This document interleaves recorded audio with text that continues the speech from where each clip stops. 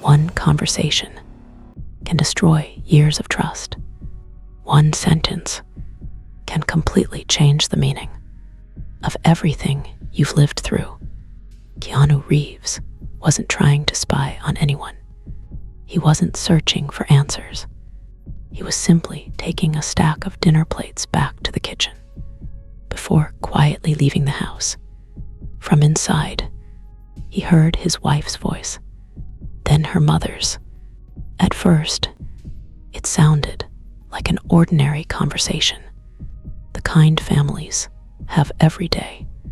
But then, one sentence made him stop in his tracks, because what he heard next was something no one should ever hear from the person they had spent 35 years loving. Before we continue, tell us where you're watching from. It's always incredible to see this amazing community joining us from every corner of the world. And we'd love to know which city or country you're watching from today. If you enjoy stories about hidden truths, quiet strength, and ordinary people whose character shines brightest when life tests them the most, don't forget to subscribe. Some people think a marriage falls apart the day two people decide to separate. It doesn't. A marriage usually begins breaking long before anyone says the word divorce.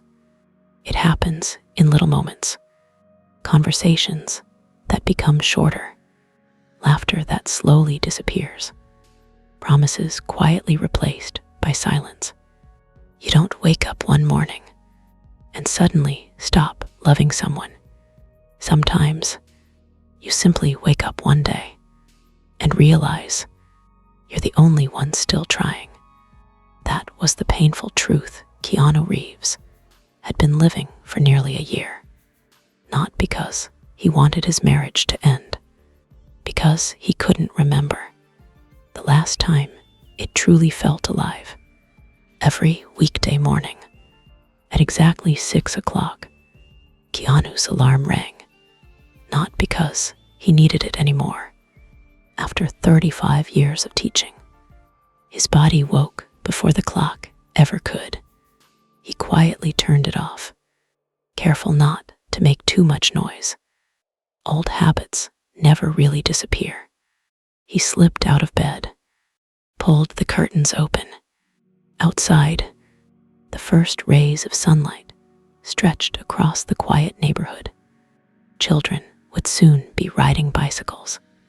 Parents would be rushing to work. Dogs would begin barking. But for a few precious minutes, the world belonged only to the birds. Keanu smiled. Those few minutes had always been his favorite. He walked downstairs, started the coffee maker, placed 2 mugs on the kitchen counter, exactly as he had done every morning for 35 years. One black, one white. The black mug belonged to him. The white one belonged to Angela. Even after all these years, he still remembered how she liked her coffee. 2 sugars, a splash of milk, never too hot. Some habits weren't routines. They were quiet ways of saying, "I still remember you." The coffee finished brewing. Keanu prepared both cups. He carried Angela's upstairs. Their bedroom door was half open. She sat on the edge of the bed, scrolling through her phone. Without looking up, she quietly said, "You can leave it there." He smiled. "I made it just the way you like it." "I know."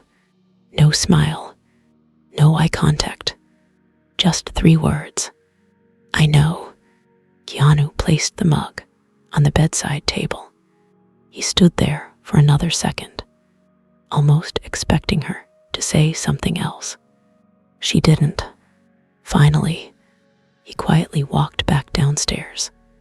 There was a time when mornings looked completely different. Angela used to meet him halfway down the stairs, steal the first sip from his coffee, laugh because it was always too bitter. Then she'd kiss him before he left for work. Sometimes she'd stand at the front door waving until his old pickup truck disappeared around the corner. Now, most mornings, she never even looked up from her phone. People often asked Keanu what changed. He never had an answer, not because he hadn't thought about it, because he'd thought about it too much. At 7:15, he arrived at Brookside High School. Students were already gathering near the entrance. Several immediately waved. "Morning, Mr. Reeves." "Morning, everyone." A young boy hurried over carrying a history textbook. "Mr. Reeves, I finally got an A." Keanu's face lit up. "You did." The boy proudly showed him the test. 94%. "I knew you could."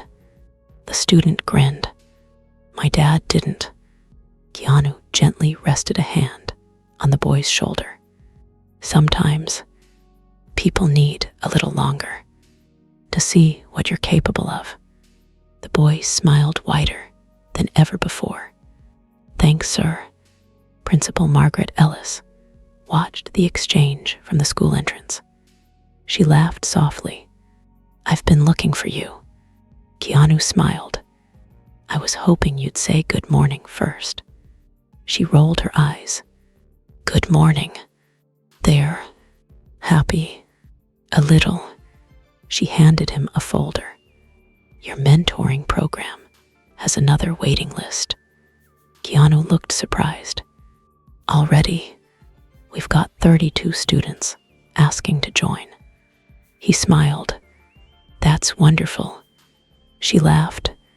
"Wonderful for you. You'll have even more work." Keanu shrugged. "I've never minded work." Margaret shook her head. "No, you never have." Everyone at Brookside High knew Keanu, not because he was loud, or funny, or strict, because he remembered people, birthdays, family names, dream students had shared months earlier. If a student looked upset, he noticed. If someone stopped smiling, he noticed. If a normally confident teenager suddenly became quiet, he noticed that too. He had a strange gift, making people feel seen. Ironically, the one person he loved most no longer seemed to see him at all. That afternoon, his final class ended. Students slowly packed their bags. One girl remained seated. Her name was Lily, 17 years old, usually cheerful. Today, she stared quietly out the window. Keanu didn't rush her. Eventually, she spoke. "My parents are getting divorced." He nodded gently. "I'm sorry." She looked at him. "Does it ever stop hurting?" The question hung in the room. Keanu didn't answer immediately. Instead, he pulled out a chair and sat beside her. "What hurts the most?" She swallowed. They stopped talking long before they stopped loving each other. Keanu looked down for a moment, then quietly replied, "Sometimes people stop talking because they forget how important honesty really is." Lily frowned. So honesty could have saved them. Keanu smiled sadly. "Not always, but without it, it's almost impossible to save anything." She nodded slowly. The words stayed with her, though she had no idea. Keanu wasn't only speaking about her parents. He was speaking about himself. After school, He didn't drive home immediately. Instead, he stopped by Rosewood Florist. The owner, Mrs. Bennet, smiled as soon as she saw him. "Thursday already." Keanu laughed. "You remembered. You've bought flowers every Thursday for as long as I've owned this shop." She carefully arranged a bouquet of white lilies and blue irises. "Same flowers." He nodded. "They're still her favorite." Mrs. Bennet wrapped them carefully, then hesitated. "Can I ask you something?" "Of course. When was the last time your wife came in here with you?" Keanu thought for a long moment. "I honestly don't remember." Mrs. Bennet quietly handed him the bouquet.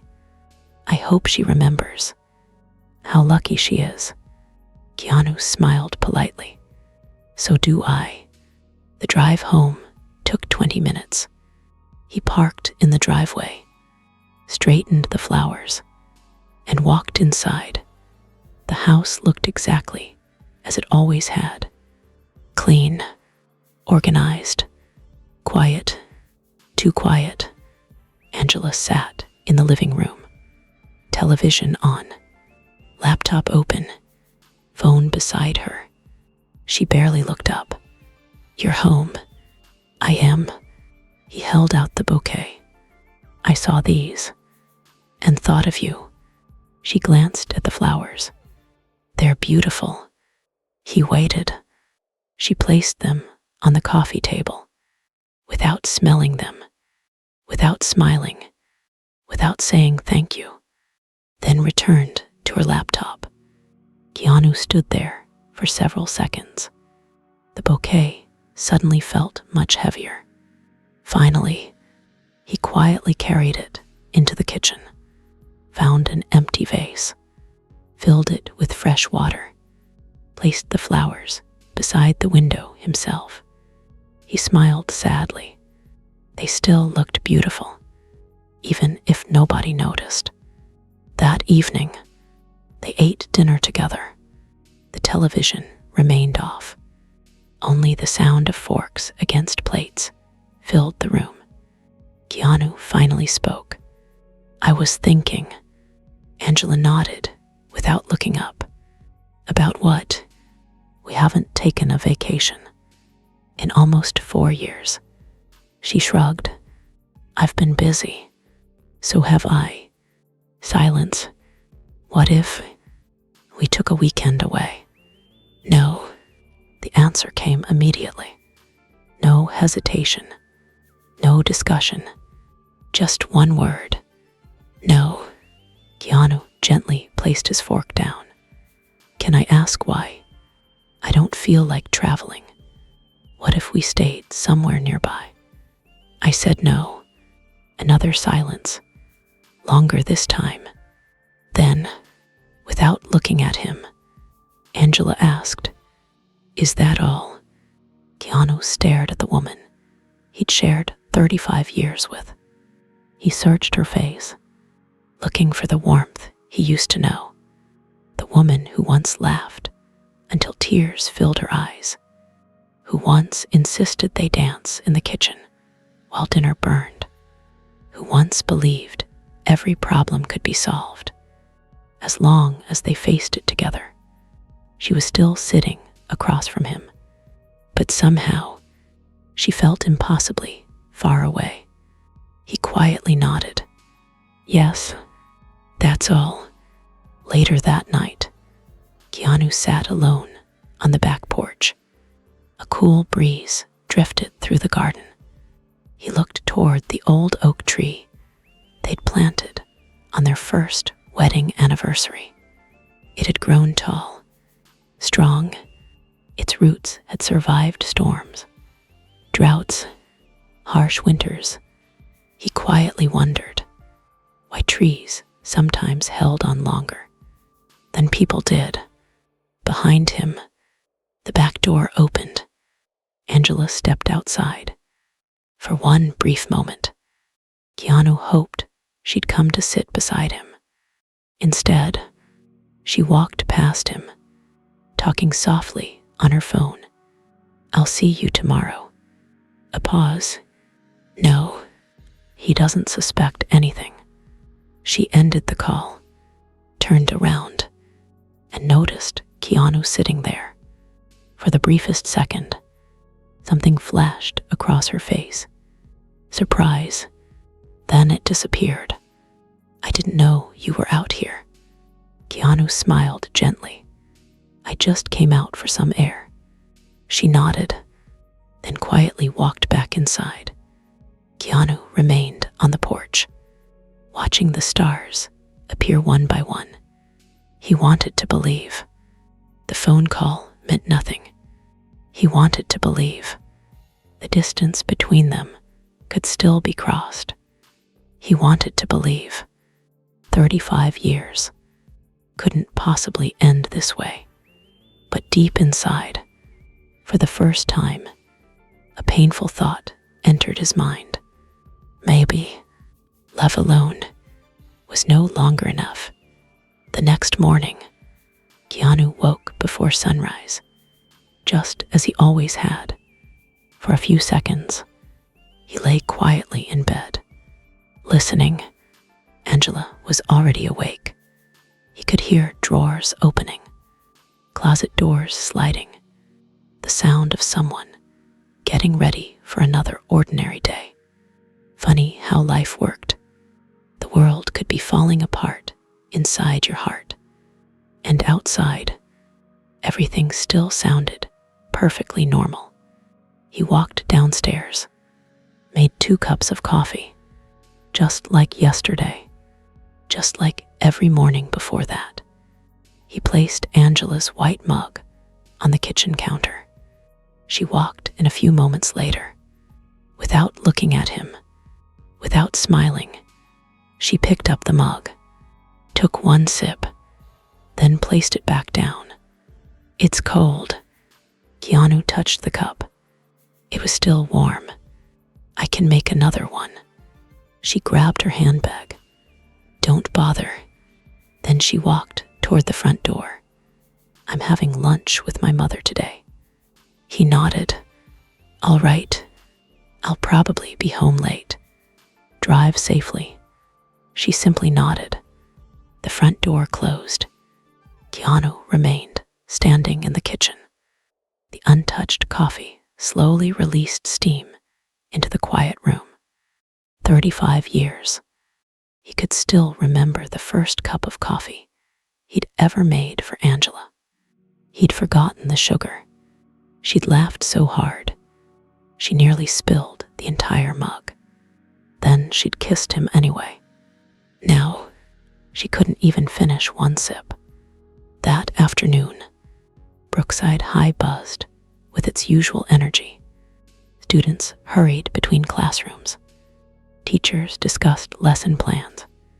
The smell of fresh paint drifted through one hallway where maintenance crews were renovating. Life moved forward, as it always did. Keanu's final class ended just before 3. Students slowly packed their bags. One boy lingered behind. His name was Noah. He looked nervous. "Mr. Reeves." "Yes, my parents." He hesitated. "They're always fighting." Keanu quietly pulled out a chair. "Sit." Noah obeyed. "I keep wondering if they're staying together. Because of me." Keanu looked at him for a long moment, then gently said, "Children often blame themselves for problems they never created." Noah lowered his head. "So it's not my fault?" "No." The boy looked relieved. "But," he whispered, "what if they stop loving each other?" Keanu smiled sadly. "Real love doesn't disappear overnight. It usually fades when people stop protecting it." Those words stayed with Keanu long after Noah left the classroom, because he wasn't only comforting a student, He was admitting something. He'd been avoiding himself. When school ended, he didn't drive to the lawyer's office. Not yet. Instead, he drove home.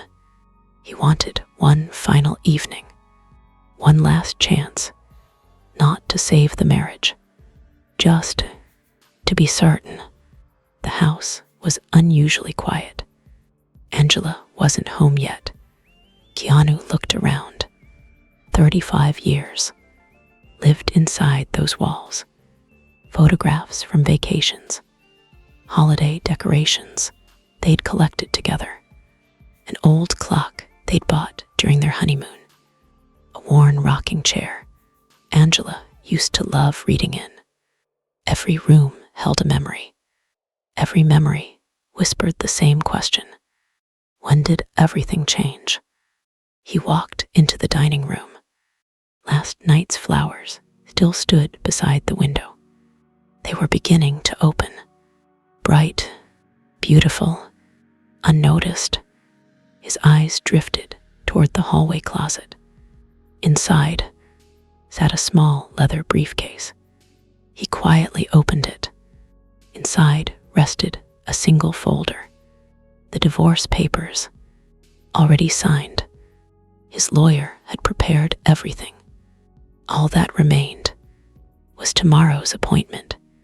Keanu stared at the documents, not with anger, with sadness. He gently closed the briefcase. At that exact moment, the front door opened. Voices echoed through the hallway. Angela and her mother, Margaret. Keanu quietly looked toward the clock. 4:15. They're home early. He hadn't expected company. Angela laughed. A laugh he hadn't heard in months. Strangely, she sounded happier talking to her mother than she'd sounded speaking to him all year. The two women walked into the dining room carrying shopping bags. Keanu quietly stepped back into the living room. He didn't want to interrupt. He smiled faintly. Maybe today was a good day. Maybe he'd imagined some of the distance. Margaret spoke first. I told you he'd never notice. Angela laughed again. You were right. Keanu frowned slightly. He couldn't hear the rest. The television in the neighboring house had suddenly become louder through the open window. He shook his head. It wasn't his business. Whatever they were discussing didn't concern him.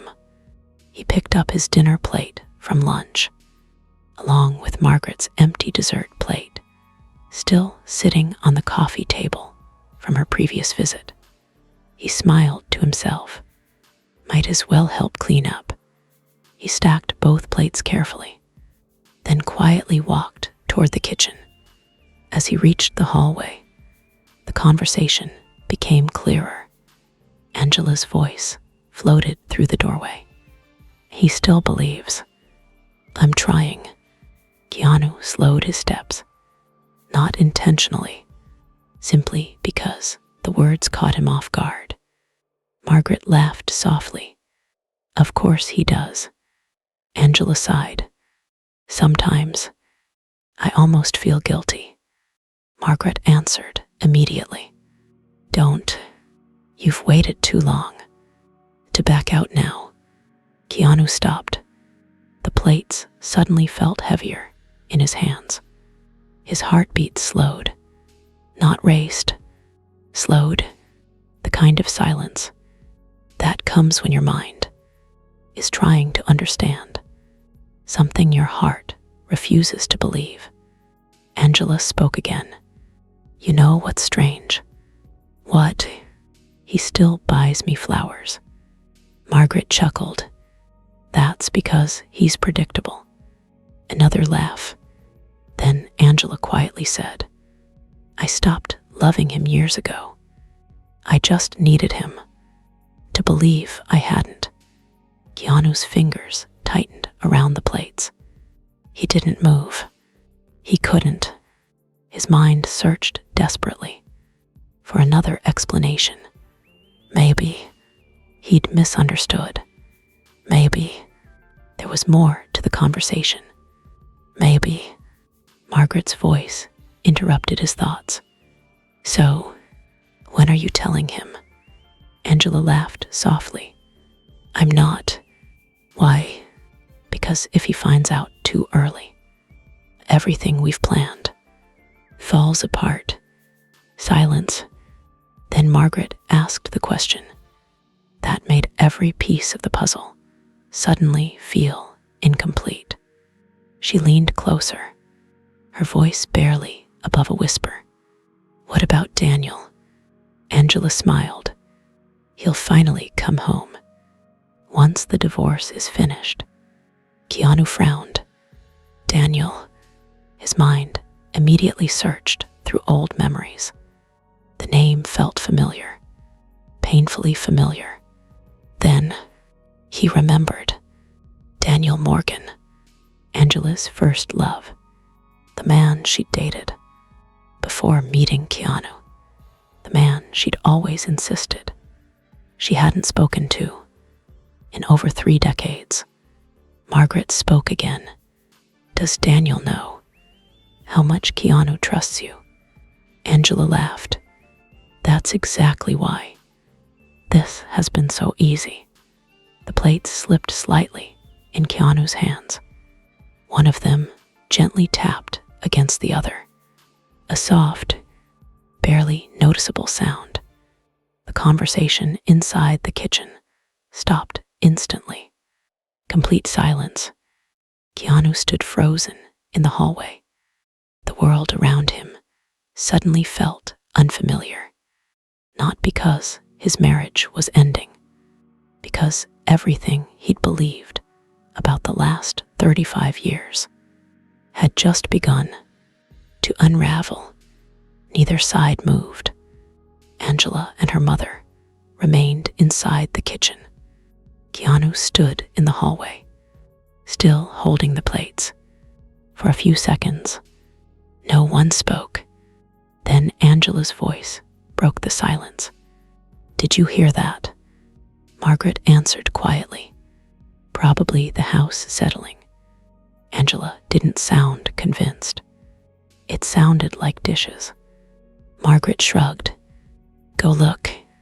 Keanu looked around. There wasn't enough time to walk back through the living room. The hallway was too narrow. If Angela stepped out now, she'd see him immediately. His eyes landed on the small pantry door beside him. He quietly slipped inside, the plate still in his hands. He gently closed the door. Just enough. A thin crack remained. Angela stepped into the hallway. She looked left, then right. No one. She frowned.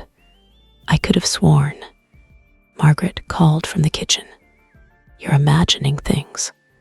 Angela looked around one last time, then walked back inside.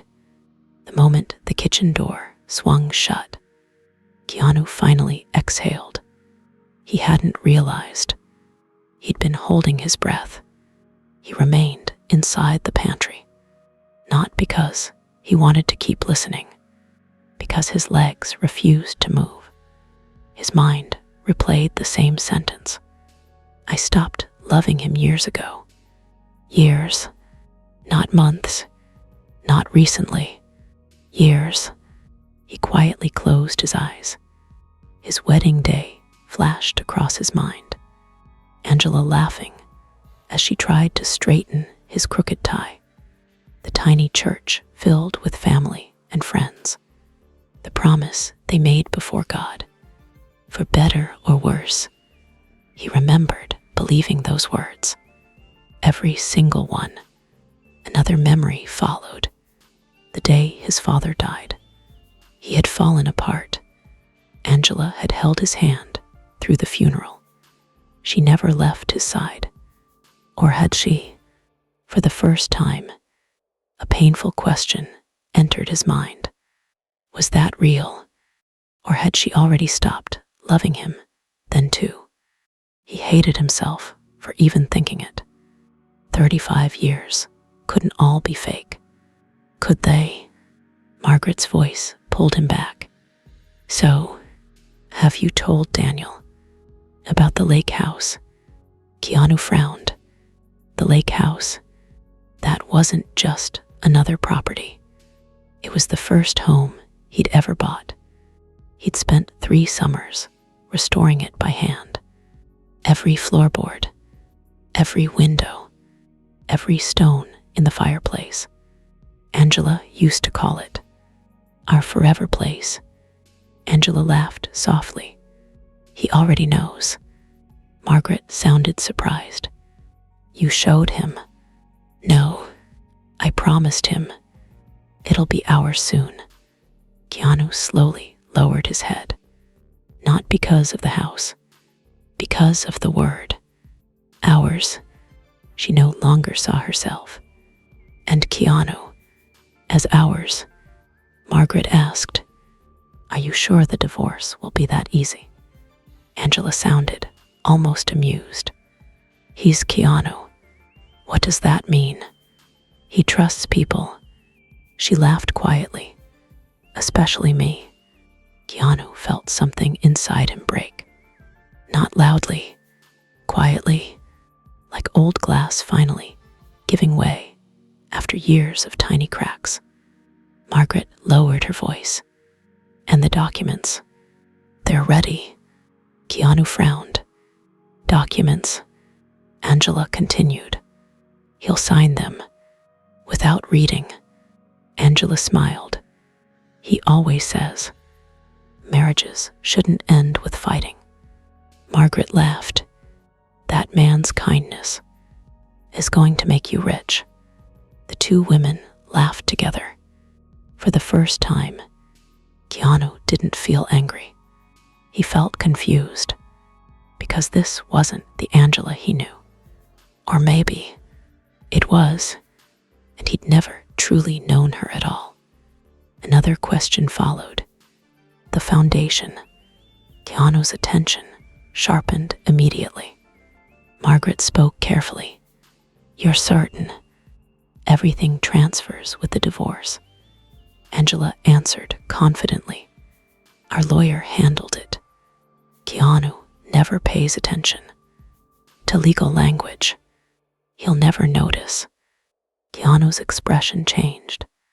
This was different. Very different. The foundation. That wasn't personal money. The Reeves Education Foundation had been his life's work. He'd started it 20 years earlier, after one of his brightest students dropped out because his family couldn't afford tuition. Since then, the foundation had paid school fees, bought textbooks, funded scholarships, helped hundreds of young people continue their education. Angela had always supported it, or so he believed. Margaret sounded excited. Daniel says once everything's transferred, you'll never have to worry about money again. Angela laughed. I've worried long enough. Keanu slowly looked toward the pantry shelf. Old jars, boxes of cereal, a flashlight, ordinary things. Funny how life could look completely normal while everything inside you collapsed. He quietly remembered something. 3 months earlier, Angela had insisted they change lawyers. She'd said their previous attorney was retiring. Keanu hadn't questioned it. He trusted her. 6 weeks later, she'd also encouraged him to simplify. Some paperwork connected to the foundation. Again, he signed, without suspicion, because he believed his wife would never ask him to do something that wasn't in both their best interests. Now, those memories felt different. Every one of them. The conversation inside the kitchen shifted. Margaret lowered her voice. Do you ever feel guilty? There was a long silence, long enough that Keanu almost believed Angela would say yes. Instead, she answered calmly, I did. Another pause, but then I realized something. What? He would have stayed with me forever. Margaret nodded. I know. Angela sighed. He made it too easy. Keanu closed his eyes, not because the words hurt, because they no longer sounded like the woman he'd married. A phone buzzed inside the kitchen. Angela answered. Her voice changed instantly. Softer, warmer, almost joyful. Hi. A smile entered her voice. No, he doesn't know. Keanu didn't need to hear the name. He already knew. He quietly opened the pantry door, just enough to slip into the hallway. Every step felt strangely calm. He wasn't running anymore. He wasn't panicking. He simply wanted fresh air. He gently placed the dinner plates on the hallway table, then walked to the front door, opened it, and stepped outside. The cool evening breeze hit his face. He stood on the porch for several minutes, looking across the quiet neighborhood. Children rode bicycles down the street. A retired couple watered flowers next door. Someone laughed in the distance. The world hadn't changed, only his. He reached into his jacket, pulled out his phone, opened his contacts. His thumb hovered over one name, Michael Turner, his lawyer. He almost pressed call, then stopped. Something didn't feel right. If Angela had truly planned this for months, then rushing into confrontation would only help her. For 35 years, he'd trusted with his heart. Perhaps now, he needed to trust with his mind. He scrolled farther down his contacts. Another name appeared, one he hadn't called in almost 8 years. Samuel Brooks, retired financial crimes investigator. An old friend, a man who believed in evidence. Long before conclusions, Keanu looked back at the house. The lights still glowed warmly through the kitchen window. To anyone passing by, it looked like an ordinary family home. He quietly pressed the call button. Samuel answered after the second ring. Keanu, it's been a long time. It has. A pause. Then Samuel immediately asked, What's wrong? Keanu looked toward the house one final time, then quietly replied, I think someone I trusted has been planning something for much longer than I ever imagined. Samuel's voice became serious. Are you safe? Yes. Good. Another pause. Then Samuel said something that made Keanu realize this story might be far bigger than a broken marriage. Don't go back inside. I'll explain when I get there. Keanu ended the call. He didn't move. The front porch suddenly felt like unfamiliar ground. 35 years. He had walked through that front door believing it was the safest place in his life. Now, it felt like the one place where he knew the least. 10 minutes later, a silver pickup truck quietly pulled into the driveway. An older man stepped out. Tall, broad shoulders, gray hair, sharp eyes that had spent 30 years reading crime scenes instead of newspapers. Samuel Brooks, retired financial crimes investigator, the kind of man who never reached conclusions until the evidence forced him to. He walked onto the porch, looked at Keanu, then quietly asked, "How long have you suspected something?" Keanu shook his head. "Until 20 minutes ago. I suspected nothing." Samuel nodded. "I was afraid you'd say that." The two men sat on the porch swing.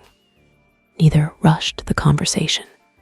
Samuel had known Keanu for almost 40 years, back when they were young husbands, trying to fix everything with hard work and optimism. He knew one thing better than most. If Keanu called asking for help, something had gone terribly wrong. "Tell me everything." Keanu did.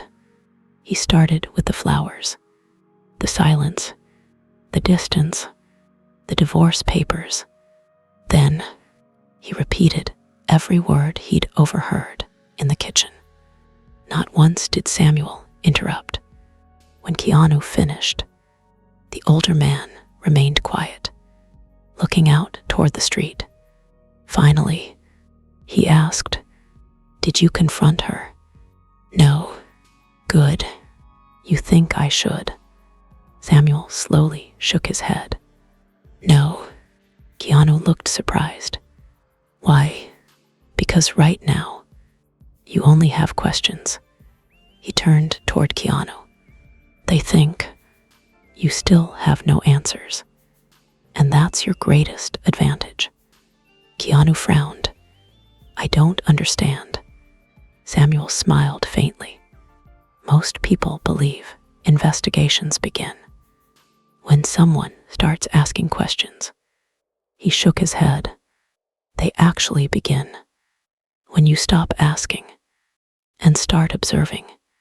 Those words stayed with Keanu. Observing, not reacting, not accusing.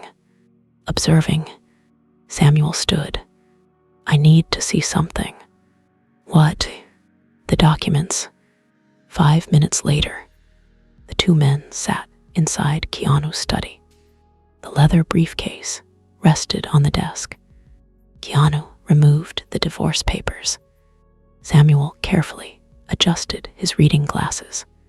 He read every page, slowly, methodically. Not once did he speak. Keanu watched him. "You've been on the same page." For 5 minutes, Samuel nodded. "I know. Is something wrong?" "I don't know yet." He continued reading. Another minute passed. Finally, he closed the folder. "There it is." Keanu leaned forward. "What?" Samuel tapped a paragraph near the bottom. "This." Keanu read it. Nothing looked unusual. "I don't see it." "I know. That's the problem." Samuel pointed to a single sentence. "Read this aloud." Keanu did. "Both parties acknowledge the equitable reassignment of jointly administered educational assets." He stopped. "What does that even mean?" Samuel looked directly at him. "It means someone wrote this, hoping you'd never ask that question." Keanu slowly looked back at the page. "I thought this was about the house." "So did they." "What?" Samuel leaned back. "They wanted you, thinking emotionally." "Why?" "So you wouldn't think legally." He pulled a notebook from his bag, started writing. "Tell me about your foundation." Keanu smiled faintly. "There isn't much to tell." Samuel looked up. "There usually is." Keanu thought for a moment. "I started it 20 years ago." "Why?" "A student." "What happened?" "His father died. He dropped out. He couldn't afford school." Samuel nodded. "So you helped him." "I paid his tuition." "What happened next?" "He became a teacher." Samuel smiled. "And?" "He came back, started mentoring students." Keanu looked toward the bookshelf, then another scholarship, then another. Eventually, people began donating. Samuel nodded thoughtfully. So this foundation isn't just yours anymore. No, it's become a community. He made another note. How many scholarships? This year? Yes, 218. Samuel looked up immediately. And those depend on foundation assets. Of course. Silence. Samuel closed the notebook, then quietly asked, "Does Angela know that?" Keanu answered without hesitation. Yes. Samuel slowly rubbed his chin, then said something Keanu hadn't expected. "I don't think this started as an affair." Keanu looked confused. What? I think the affair came later. Keanu stared at him. What makes you say that? Samuel stood and walked toward the bookshelf. He noticed dozens of framed photographs, students graduating, families smiling, scholarship ceremonies, letters from former students. Everything in the room reflected one thing: legacy. Samuel turned back. If someone only wanted another relationship, they'd ask for a divorce. They wouldn't need complicated legal language. He looked toward the papers. They're chasing something bigger. Keanu quietly asked, "You think they planned this?" Samuel didn't answer immediately. Instead, he picked up one of the framed photographs, a group of scholarship recipients, each smiling proudly. When was this taken? 5 years ago. Samuel looked closer. Who's that? He pointed toward a man standing in the back. One of the foundation's volunteer accountants. Keanu smiled. That's Robert. He manages our annual audits. Samuel's expression changed. You still use him? Yes, every year. Samuel slowly placed the photograph back. His face had become unusually serious. Keanu, what? I know Robert. You do? Samuel nodded. I investigated him. The room suddenly became silent. Keanu frowned. For what? He was questioned. During a nonprofit fraud investigation. Keanu's eyes widened. What? He wasn't charged. But Samuel paused. He worked with people who specialized in moving charitable assets without owners noticing. Keanu felt the room grow smaller. This can't be real. Samuel quietly answered. I hope I'm wrong. Just then, Keanu's phone vibrated. A message from Angela. Where are you? Another message arrived seconds later. Dinner's getting cold. Samuel looked at the screen, then smiled sadly. They're wondering why you're not behaving the way they expected. Keanu looked toward the front window. The lights inside the house still glowed warmly. To anyone outside, it looked like a husband running late for dinner.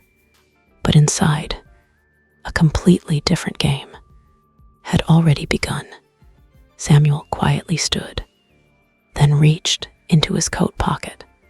He handed Keanu a small business card. On the back, he had written only one sentence. Tomorrow morning, do not sign anything. Keanu slipped the card into his wallet, then looked at his old friend. What do we do now? Samuel smiled.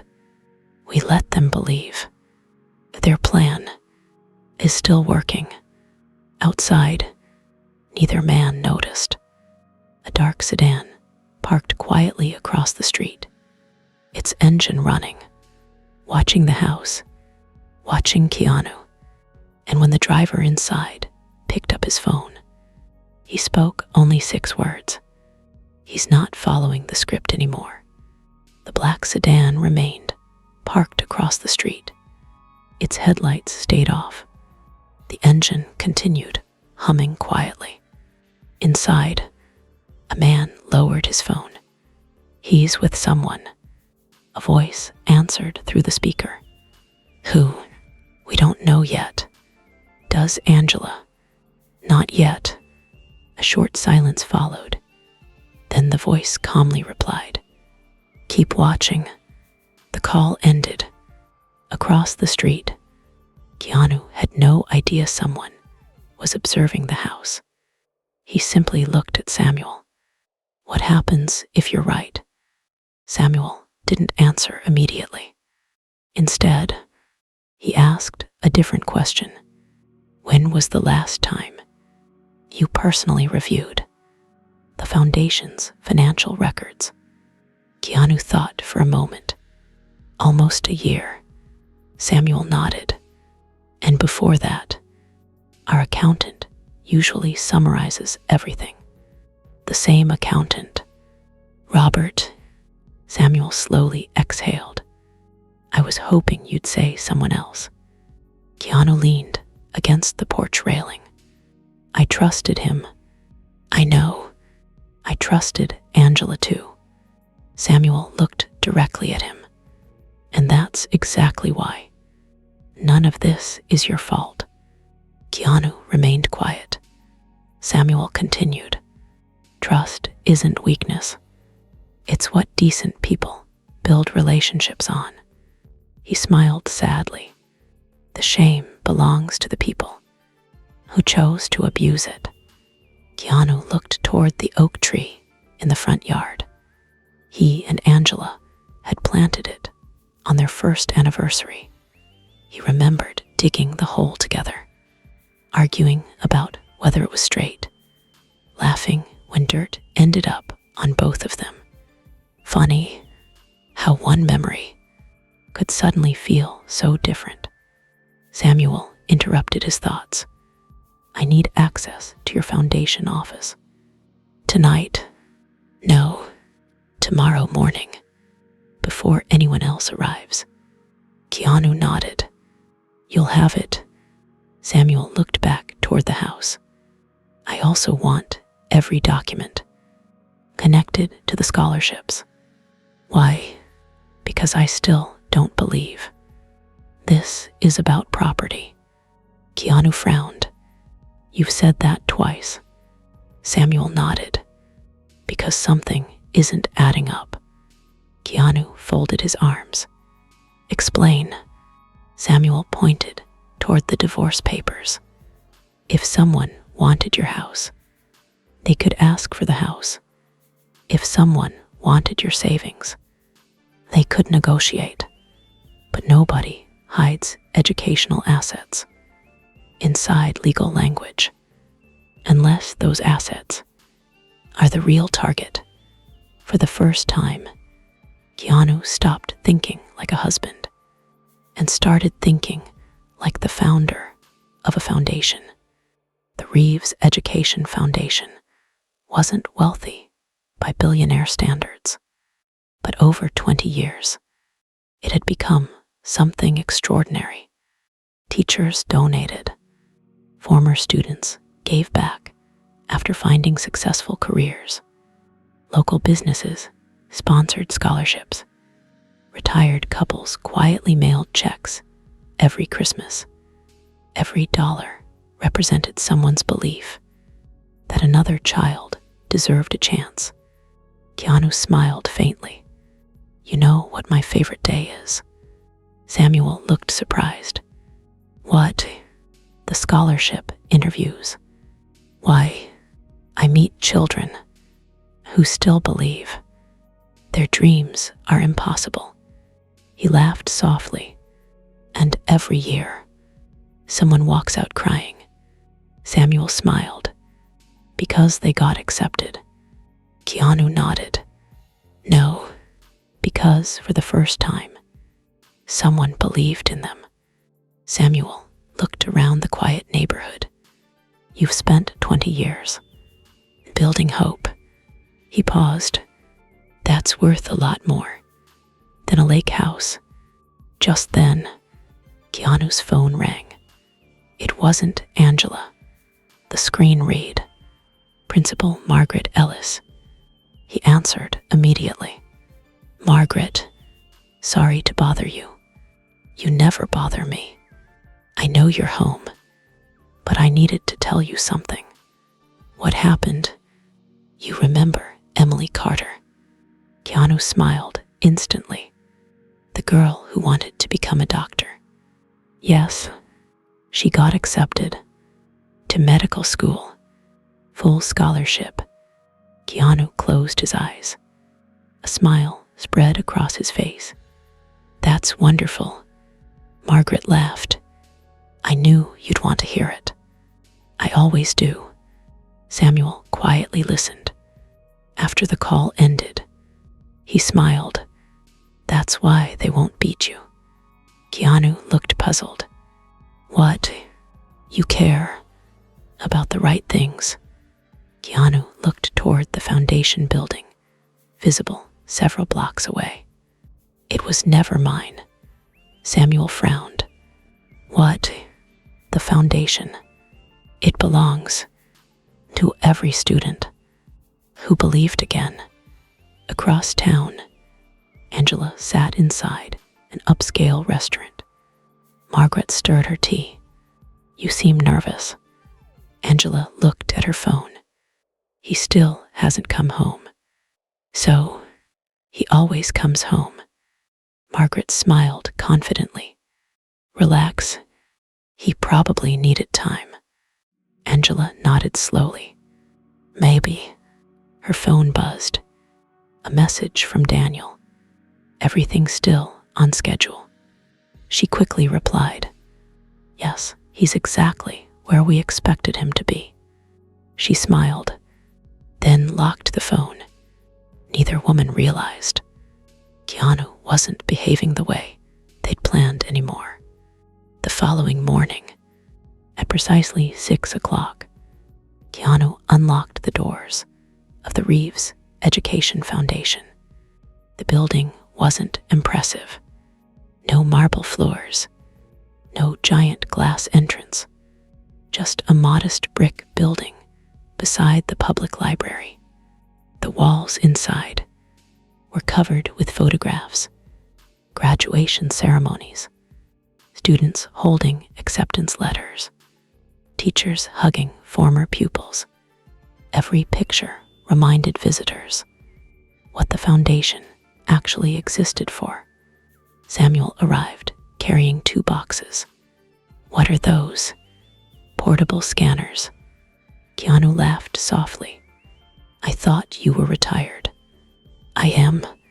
So why all this equipment? Samuel smiled. Old investigators never really retire. They walked into the records room. Shelves filled with binders lined every wall. 20 years of paperwork, scholarships, donations, audits, everything organized with remarkable care. Samuel looked impressed. Your records are beautiful. Keanu smiled. Our volunteers worked hard. Samuel nodded. I hope they're still complete. He opened the first cabinet, pulled out 3 audit folders, then stopped. What? Samuel removed another folder, then another. His expression slowly changed. These shouldn't be here. Keanu frowned. What do you mean? They're copies. Copies? Samuel nodded. I can tell by the paper. Keanu stepped closer. You can tell that. I spent 30 years looking for details people hoped I'd ignore. He held 2 folders side by side. They replaced the originals. A chill ran through Keanu. When? I don't know, but not recently. Samuel continued searching. 5 minutes later, he looked up. His face had become completely serious. Keanu, what? I found 17 copied files. 17. Not one, not two. 17. Keanu slowly leaned against the filing cabinet.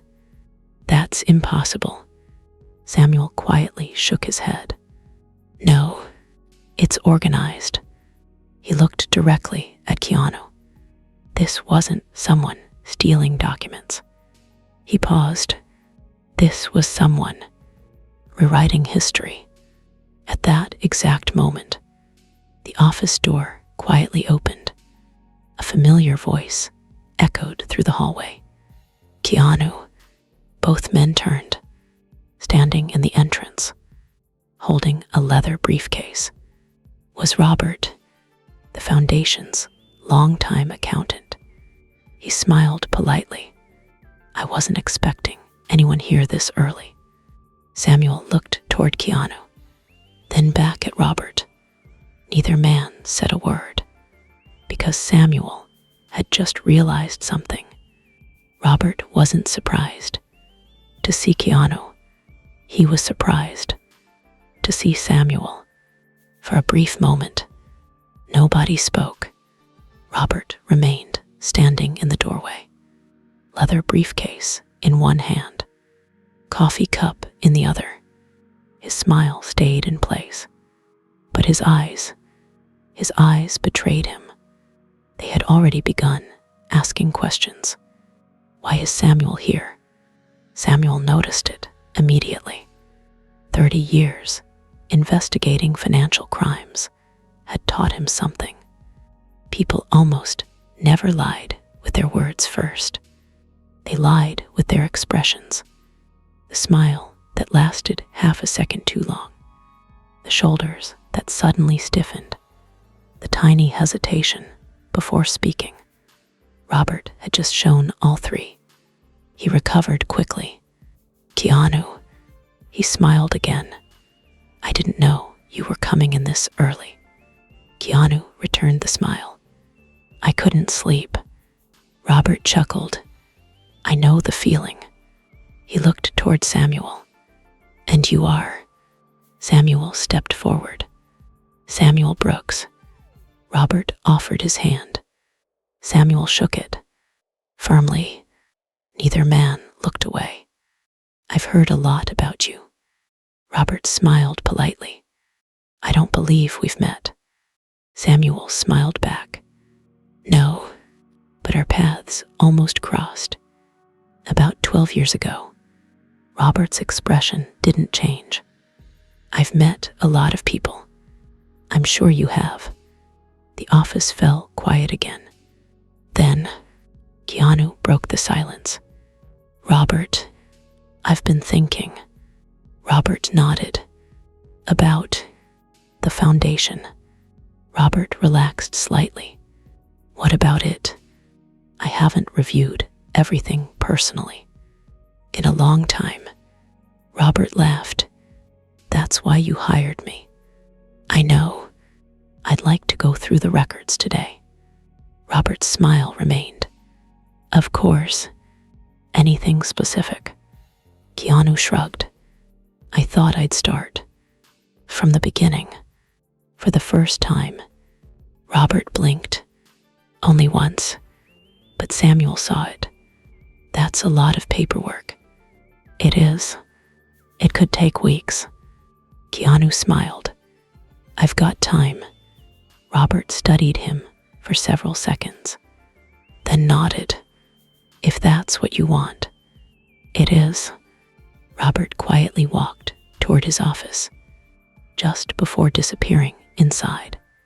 He turned back. If either of you needs anything, I'll be right here. Then he closed the door. Samuel waited. 5 seconds. 10. 15. Then he whispered. He knows. Keanu looked surprised. He knows what? That something changed. Keanu frowned. I barely said anything. I know. Samuel smiled.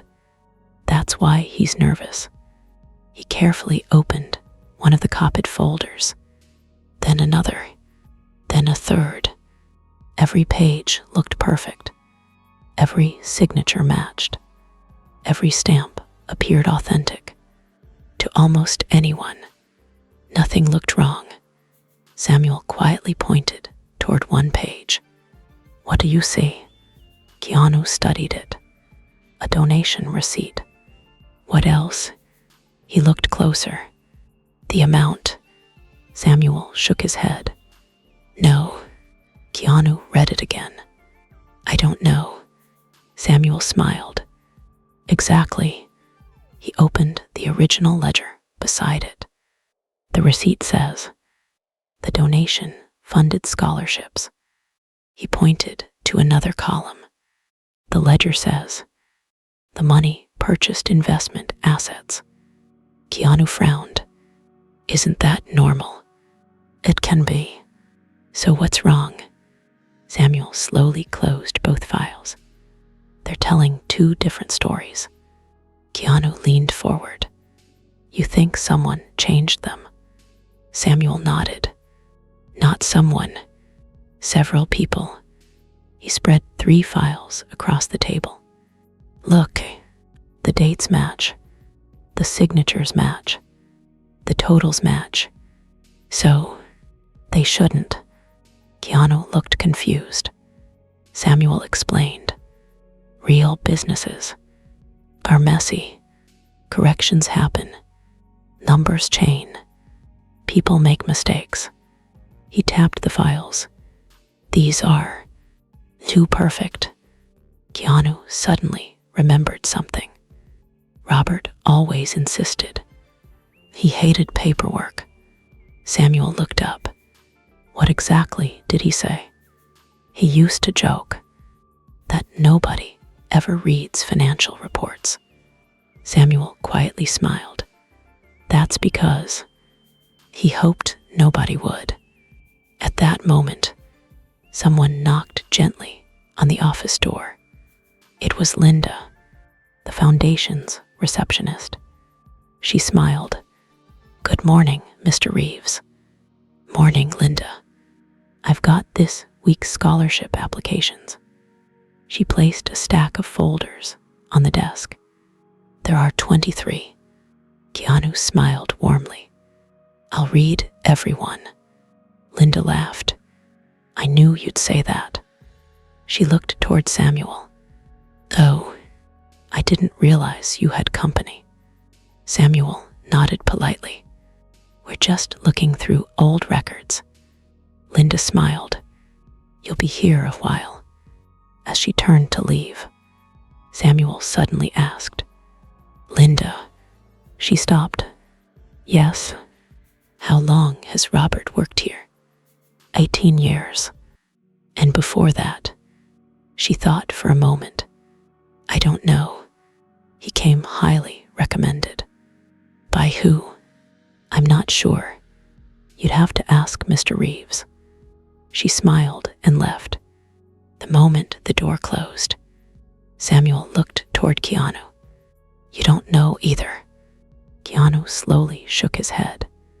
No, I honestly don't. That realization bothered him more than he expected. 18 years. He trusted a man for nearly 2 decades. Yet, he couldn't remember who introduced them. Samuel quietly stood. I'm going to Robert's office. What for? I want to observe, not accuse. Observe. He walked casually down the hallway. Robert's office door stood slightly open. Inside, Robert sat at his computer, typing rapidly.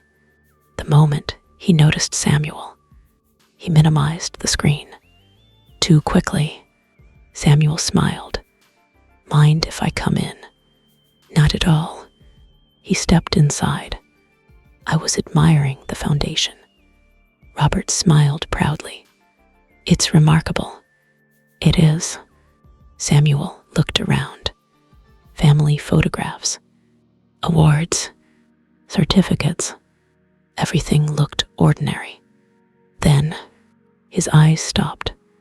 A framed picture. Robert standing beside another man. The photograph had been taken at a charity fundraiser years earlier. Samuel walked closer. Who's this? Robert glanced toward the picture. Oh, just an old colleague. Samuel nodded slowly. I thought so. He already knew exactly who the man was. Daniel Morgan, Angela's first love. Samuel didn't react. He simply smiled. Nice photograph. Then quietly left the office. 5 minutes later, he returned to Keanu. Without saying a word, he pulled a notepad from his jacket, wrote one name, then slid it across the desk. Keanu looked down. His breathing slowed.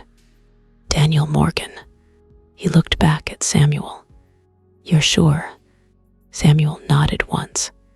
I've never been more sure. Of anything. Keanu leaned back in his chair. The room suddenly felt silent again. Not because of the evidence, because another piece of the puzzle had just fallen into place. Angela, Robert, Daniel, they weren't acting separately. They already knew each other. For how long? Keanu still didn't know. Just then, his phone buzzed. A message from Angela. I booked our meeting with the divorce attorney tomorrow morning. Another message appeared seconds later. Don't forget to bring every foundation document, he requested. Keanu read the message twice, then looked slowly toward Samuel. Neither man spoke. They didn't need to, because they both understood. The divorce meeting was never just about ending a marriage. It was the final move in a plan that had been unfolding for years. The following morning, the offices of Harrison and Cole Family Law opened at exactly 9 o'clock. The receptionist smiled politely as clients filtered through the glass doors. To everyone else, it looked like another ordinary day. Another couple, another divorce, another marriage reaching its end. No one inside that building knew. They were about to witness something far bigger. Keanu arrived first. He wore the same navy blazer he often wore to parent-teacher meetings. Simple, neat, unremarkable. The leather briefcase rested calmly beside him. Not a single person would have guessed. It contained enough evidence to change every life sitting in that room. Samuel sat quietly beside him. Unlike the previous day, he wasn't carrying notebooks or scanners. Instead, he carried one thin folder, no thicker than a school workbook. Keanu smiled. That's all. Samuel nodded. When evidence is real, it doesn't need to be dramatic. 10 minutes later, Angela walked through the entrance. She looked elegant, confident, a cream-colored suit, diamond earrings. Her mother walked beside her. Both women smiled politely, the kind of smile strangers exchange in public, not the smile of someone ending a 35-year marriage. Angela looked at Keanu. Good morning. Keanu nodded gently. Morning. You've been hard to reach. I've been busy. School, and a few other things. She smiled. I figured. Neither of them mentioned the conversation in the kitchen. Neither of them mentioned Daniel or the foundation. It was almost as if they were performing a play, each pretending they didn't know the other had already changed. A side door opened. Mr. and Mrs. Reeves. The attorney smiled warmly. "We're ready." Inside the conference room, everything looked ordinary. A long oak table, leather chairs, fresh coffee, legal pads, pens carefully arranged in front of every seat. There were only 6 people present: Keanu, Angela, Margaret, the attorney, Samuel, and another gentleman quietly organizing papers near the far end of the table. Angela frowned slightly. "I thought this was a private meeting." The attorney smiled. "It is." He gestured toward the older gentleman. "This is Mr. David Mercer, our firm's forensic document specialist." Angela's smile faded for the first time. "Forensic?" The attorney nodded. "Standard procedure when charitable organizations are involved." Keanu noticed it immediately. Angela hadn't expected another expert. The attorney opened the first folder. "As I understand, both parties agreed this would remain an uncontested divorce." Angela answered quickly. "Yes." He looked toward Keanu. "Mr. Reeves." Keanu smiled politely. "I thought so." Silence. The attorney looked confused. "You thought so until 2 days ago." Angela slowly turned toward him. "What does that mean?" Keanu calmly folded his hands. "It means I'd like every document reviewed before I sign anything." Margaret immediately spoke. "Keanu, that's unnecessary." He looked at her kindly. "I don't think it is." Angela forced a laugh. "You're overthinking this." "Maybe." She slid the papers toward him.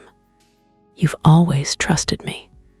Keanu quietly looked at the folder, then back at Angela. "I did." Those 2 words carried more weight than anything he'd said all morning. The room became noticeably quieter. Mr. Mercer opened the first document. He adjusted his glasses, then began comparing it with another folder Samuel quietly handed him. 1 page, then another, then another. No one interrupted him. The only sound was paper turning. Finally, he stopped. He looked toward the attorney. "Would you mind explaining why these signatures appear on 2 different versions of the same legal agreement?" Angela's expression froze. "What?" The attorney frowned. "There shouldn't be 2 versions." Samuel quietly slid another document across the table. "There are." Mr. Mercer carefully placed both pages side by side. "Interesting." He looked toward everyone. "These signatures are identical." Angela smiled nervously. "Well, of course they are." Mr. Mercer slowly shook his head. "No." He looked directly at her. "They're identical." Silence. "As in, mathematically identical." The attorney frowned. "What does that mean?" Mr. Mercer calmly answered. "It means one of these signatures was digitally reproduced." Margaret suddenly shifted in her chair. Angela remained perfectly still. The attorney looked toward Keanu. "Did you sign both copies?" Keanu quietly answered. "I've only ever signed one." Silence. Heavy, uncomfortable, real. Mr. Mercer continued. I've spent 26 years examining financial documents. He tapped the page gently. This isn't speculation.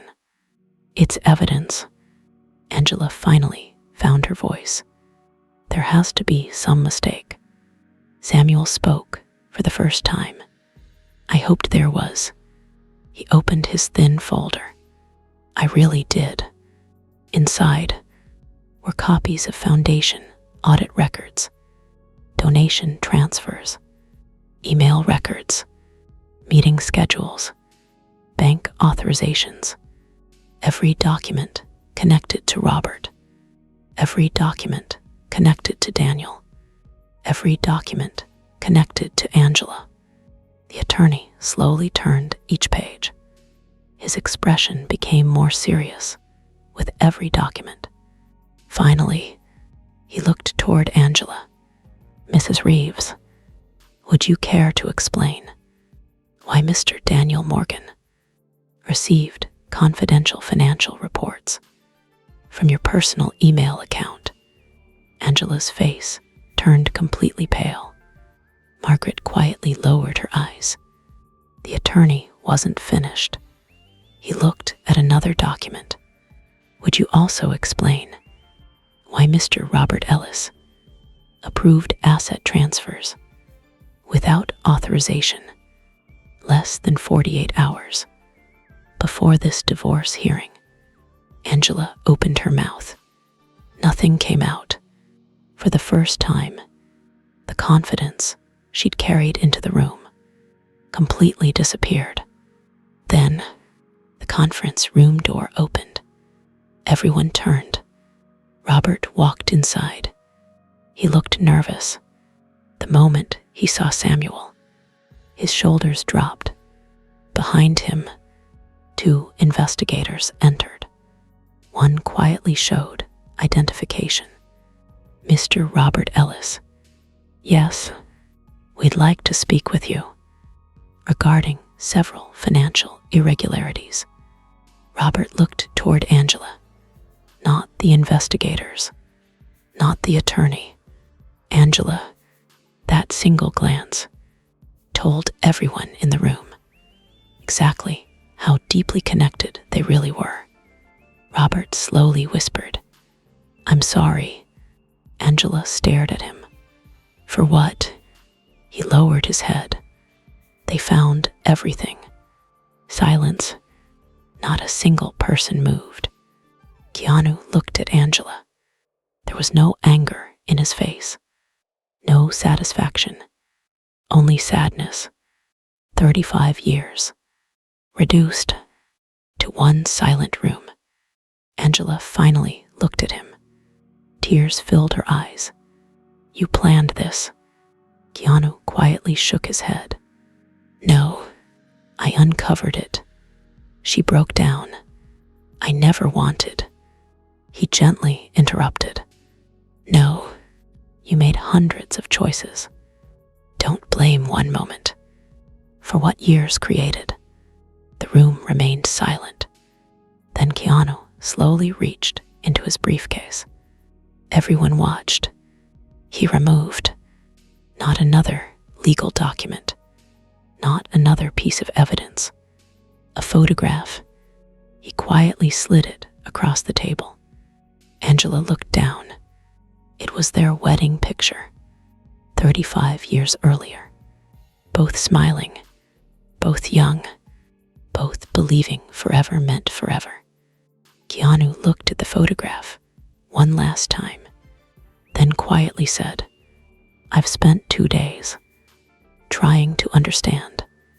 When I lost my wife, he paused, but today, I finally realized I lost her long before I ever knew it. Angela covered her face. She couldn't stop crying. For the first time, she wasn't crying because she'd been caught. She was crying because she finally understood what her choices had truly cost. As the investigators escorted Robert from the room, the attorney quietly closed every file, then looked toward Keanu. Mr. Reeves, there's one more issue. Keanu looked up. What is it? The attorney placed a newly arrived envelope on the table. It concerns the Reeves Education Foundation. Keanu frowned. I thought we finished that. The attorney slowly shook his head. So did I. He looked at the return address, then quietly added, this came from the state attorney's office. Less than 10 minutes ago. No one reached for the envelope. Not immediately. The room had already absorbed more truth than anyone expected. Angela sat silently. Her mascara had begun to run. Margaret stared at the table. The investigators waited patiently near the door. Only Keanu remained calm. Not because he wasn't hurting, because somewhere during the last 48 hours, he had stopped asking, why did this happen to me? And started asking, what needs to be protected? The attorney carefully opened the envelope. He scanned the first page, then the second. His expression softened. He looked toward Keanu. I owe you an apology. Keanu looked surprised. For what?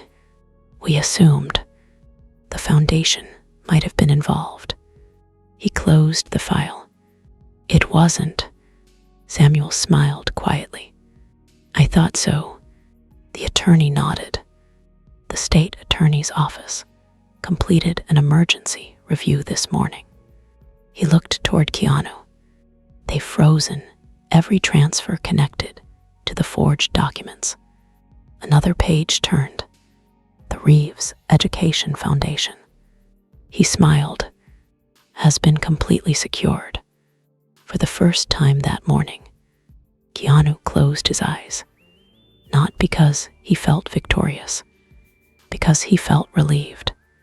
The scholarships, the students, the teachers, the dreams, they were safe. That was all he'd wanted. Samuel leaned back in his chair. I told you. Keanu smiled faintly. What? They were chasing the wrong treasure. The attorney continued reading. There's one more thing. Everyone looked up. The state attorney has officially requested that the foundation's governance be restructured. Keanu frowned. In what way? So that no single individual can ever attempt something like this again. Samuel nodded approvingly. Smart. The attorney smiled. The board will now include teachers, former scholarship recipients, community representatives, and independent financial oversight. He looked at Keanu. Your life's work will never again depend on one signature. Keanu slowly nodded. I like that. Angela looked up for the first time.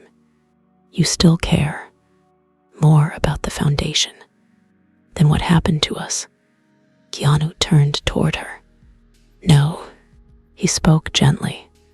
I care about the people who never deserved to suffer because of what happened to us. Silence settled over the room again. Angela quietly cried. Not loudly, not dramatically, just enough to show the weight of 35 years. Finally reaching her, she looked at Keanu. I don't expect forgiveness. Keanu remained silent. I know. I don't deserve it. Another silence. Then she whispered, I've been trying to figure out when I became this person. Keanu looked at her for a long moment, then quietly answered, I don't know, but I hope you spend the rest of your life finding the woman I married. Angela broke down completely. Margaret quietly reached for her daughter's hand. For the first time, she didn't defend her. She simply cried beside her. The investigators escorted Robert away. Daniel Morgan had already been taken into custody earlier that morning after attempting to leave the state. The legal process would continue for months, perhaps years, but for Keanu, the story was already over. Not because justice had begun, because truth had finally arrived. 1 week later, Brookside High School looked exactly the same. The morning bell rang. Students laughed in the hallways. Teachers hurried between classrooms, carrying stacks of papers. Room 214 was already open. As always, Keanu stood at the whiteboard, writing the day's lesson. Across the top, he wrote only one sentence.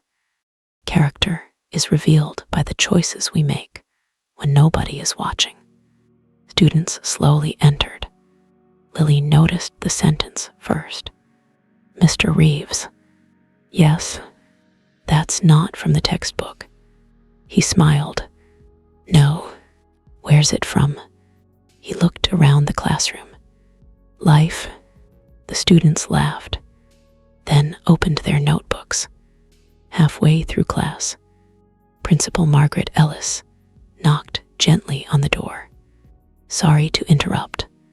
Keanu smiled. You never interrupt. She held up a large envelope. It arrived this morning. What is it? She walked inside. The foundation board asked me to deliver it personally. Keanu opened the envelope. Inside was a handwritten letter, signed by every member of the newly formed board. At the bottom, another sheet, a list. He looked confused. Margaret smiled. What is it? He quietly read the first line. 30 new scholarships approved. Then the second, funded by former scholarship students. His eyes slowly moved down the page. Name after name. People he'd taught. Students he'd mentored. Young men and women who had once needed help. Now, they were helping someone else. A small note rested beneath the list. It simply read, You believed in us before we believed in ourselves. Now it's our turn. Keanu quietly folded the letter. For several seconds, he couldn't speak. Lily noticed. Mr. Reeves. He smiled. I'm all right. She looked curious. Good news. He nodded. The best kind. After school, Keanu walked across campus. A familiar voice called out behind him. Mr. Reeves. He turned. Emily, one of the first students the foundation had ever helped. Now, Dr. Emily Carter. She wore a white medical coat. A stethoscope hung around her neck. She smiled brightly. I finally started at the children's hospital. Keanu's face lit up. I heard. She laughed. I wanted you to hear it from me. She looked toward the school. You know, every child I help started because you refused to give up on one scared teenager. Keanu shook his head gently. No, you did the hard part. Emily smiled. You still do. She handed him a small framed photograph. It showed the very first scholarship class. The picture was old, slightly faded. Everyone in it was smiling. Across the bottom, someone had written, Thank you for seeing our future before we could. Months passed. The divorce was finalized quietly. No public scandal. No interviews. No newspaper headlines. Just 2 signatures. And the end of one chapter. One autumn afternoon, Keanu visited the old Lake House, the same place Angela once called our forever place. The leaves drifted across the porch. The fireplace still stood exactly where he'd built it. He smiled, not because he missed the past, because he finally understood it. Love had never been wasted, even if it wasn't returned forever. Those 35 years had shaped him into a man who knew how to be patient, how to forgive, how to mentor, how to keep choosing kindness, even after experiencing betrayal. No one could take that away. As the sun began to set, his phone buzzed. A message from the foundation. Another scholarship accepted. He smiled. Then another message arrived. It was from Samuel. Coffee tomorrow. Keanu laughed softly, then replied, only if you're buying. A second later, Samuel answered, not a chance. Keanu slipped the phone into his pocket, looked out across the quiet lake, and smiled because he finally understood something.